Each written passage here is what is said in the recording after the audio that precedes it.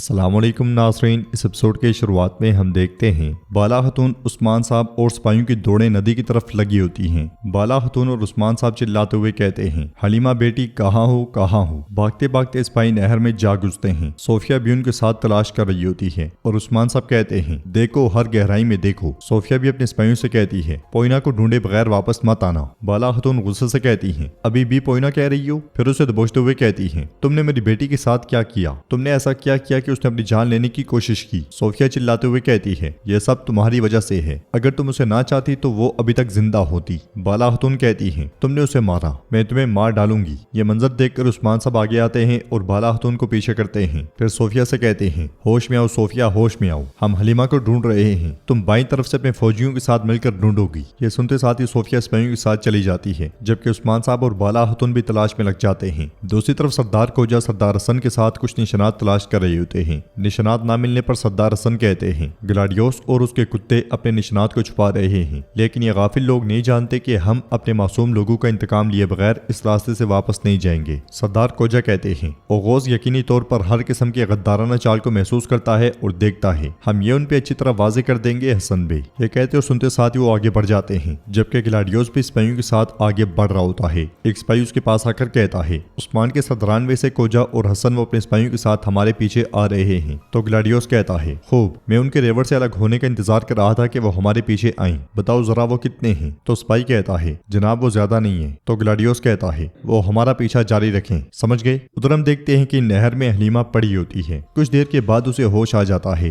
वो इधर उधर देखते हुए उठ खड़ी होती है और फिर तकलीफ से आगे बढ़ती है। नहर ही में सिपाही उसे तलाश कर रहे होते हैं। सोफिया और उस्मान साहब भी हर तरफ नजरें दौड़ा रहे होते हैं और साथ में बुलंद आवाज में उसे पुकारते हैं। बाला खतून दुआ मांगते हुए कहती है, मेरे अल्लाह तो हिफाजत फरमा। इसलिए में रूहान कुछ निशानात देखता है तो बुलंद आवाज से कहता है, हुजूर यहाँ कुछ निशानात हैं। यह सुनते साथ ही सब भागते भागते उसके पास आते हैं। निशानात को देखते हुए उस्मान साहब कहते हैं, निशान इस तरफ से आ रहा है। यह सुनकर सोफिया एकदम से कहती है, पोइना जिंदा है। बाला खतून कहती है, हलीमा हमसे भाग रही है उस्मान, अगर उसके साथ कुछ बुरा हुआ तो क्या होगा? जवाबन उस्मान साहब कहते हैं, फिक्र ना करो, हम लोग 3 गिरोहों में बढ़ जाएंगे। तुम सोफिया के साथ जनूब की तरफ जाओगी और हाँ तुम शुमाल की तरफ पहाड़ी पर चढ़ जाओगी और मैं सिपाहियों के साथ इस रास्ते पर जाऊंगा। अब चलो कोशिश जारी रखो। यह सुनते साथ ही सब अपने अपने रास्ते दौड़ पड़ते हैं। उधर हलीमा आगे बढ़ते ही चली जाती है कि इसी लम्हे लोकचार के खास सिपाही के लबाजियां खाते हुए उसके पीछे पहुंच जाते हैं। उन्हें देखते साथ ही हलीमा भाग पड़ती है और सिपाही भी उसका ताकुब करते हैं। भागते भागते हलीमा वापस नहर में जा घुसती है। सिपाही भी उसे नजरों में रखे उसके पीछे पीछे भागते हैं। दूसरी तरफ लोकचार एक किताब पढ़ रहा होता है कि इसी लम्हे मंगोल सिपाही गोंचा और अलाउद्दीन को लेकर पड़ाव में दाखिल होते हैं। कमांडर लोकचार से कहता है, ओ लोकचार, ये आपके फिदाइयों की तरफ से आपके लिए तोहफा है। ओ लोकचार गोंचा और अलाउद्दीन को देखते हुए बहुत खुश होता है। फिर आगे बढ़ते हुए कहता है, अलाउद्दीन तो तुम दोबारा मेरे सामने आ गए, हाँ, वो भी इस खातून के साथ। कमांडर कहता है, ये शहजादे की बीवी है जनाब। तो लोकचार कहता है, मेरे लिए उस्मान की एक बेटी और एक बेटा काफी है, इस खातून का कोई फायदा नहीं है, गर्दन काट दो इसकी।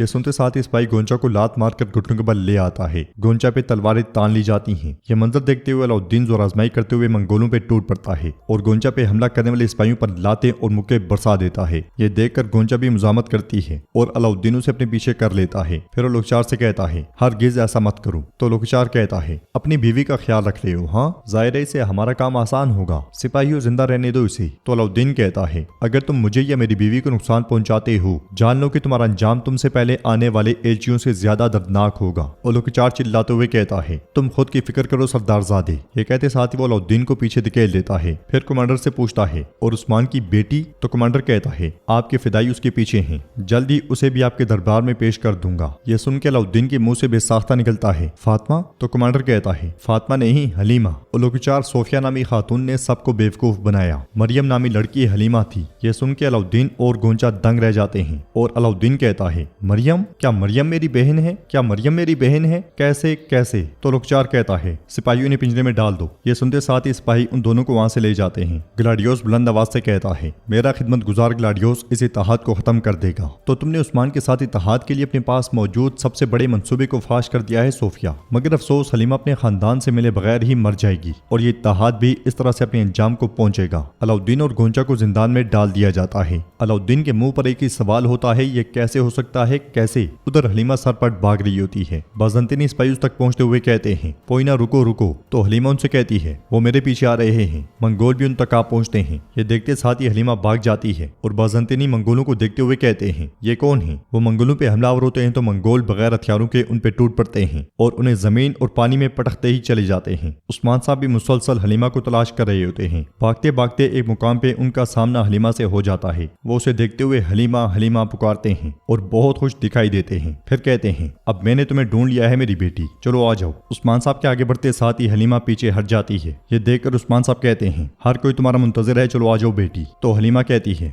इतना सब कुछ हो जाने के बाद मैं आपसे नजरें नहीं मिला सकती, मुझ में आपका खून है मगर मेरी रूह एक गुनाहगार है। यह सुनकर उस्मान साहब कहते हैं क्या मतलब है इसका, क्या ऐसा कुछ मुमकिन है? तुम्हारा कोई कसूर नहीं है बेटी, चलो आओ आओ देखो मैं तुम्हारा बाबा हूँ। मगर हलीमा कहती है मैं जब तक जिंदा हूँ ये रसवाई हमेशा मौजूद रहेगी, मैं नहीं कर सकती नहीं कर सकती। उस्मान साहब परेशान होते हुए कहते हैं नहीं बेटी ऐसा कुछ नहीं होगा, आओ मिलकर इस पे काबू पाते हैं। अब चलो आ जाओ ताकि ये हसरत खत्म हो सके। अगले लम्हे मंगोल वहां पहुंच जाते हैं। उन्हें देखते साथ ही हलीमा भाग पड़ती है और मंगोल उस्मान साहब के सामने कूद पड़ते हैं। उस्मान साहब उनसे कहते हैं जो भी मेरे और मेरी बेटी के दरमियान खड़ा होगा मैं उसके लिए तूफान बन जाऊंगा। ये कहते साथ ही उस्मान साहब भी हथियार एक तरफ फेंक देते हैं और मंगोल सिपाहियों का मुकाबला शुरू कर देते हैं। मुकाबला करते करते वो सिपाहियों को नहर से बाहर ले आते हैं। मंगोल सिपाही भी उस्मान साहब को खूब टक्कर देते हैं। वक्तन फवक्तन उस्मान साहब भी उन्हें पटकते ही चले जाते हैं। हलीमा मुसलसल भाग रही होती है। भागते भागते वो ठोकर से गिरती है और उसका सर पत्थरों पे जा लगता है। वो बेहोश हो जाती है और बाबा बाबा पुकारती है। दूसरी तरफ ओरहान उस्मान साहब तक जा पहुंचता है और मंगोलों को उस्मान साहब के गिर्द देखकर तलवार बेनियाम करते हुए कहता है हुजूर मैं आ गया हूँ, तलवारों के बगैर हुजूर ठीक है। ये कहते साथ वो भी तलवार फेंक देता है और वो दोनों मंगोलों का मुकाबला शुरू कर देते हैं। मंगोल बहुत मार खाते हैं लेकिन डटे रहते हैं। ये देखते हुए ओरहान कहता है हुजूर इन्हें ताकत इनकी हैबत देती है, ये पहले दुश्मन की चाल का इंतजार करते हैं फिर हमला करते हैं। तो उस्मान साहब कहते हैं हम फिर भी वार करेंगे, हम इन्हें पिछाड़ देंगे। उस्मान साहब के हमला करने से पहले ही बुरहान सिपाहियों के साथ आ पहुंचता है और मंगोलों पर तीर बरसाता है, मगर मंगोल सिपाही बढ़ने वाले तीर को हाथ से पकड़ लेते हैं। ये देखकर उस्मान साहब भी दंग रह जाते हैं। मंगोल बड़ी फुर्ती से तीरों से बचते हैं, कभी ऊपर कभी नीचे होते हुए वो बचते हैं और वहां से भाग जाते हैं। उस्मान साहब जेर कुतई से कहते हैं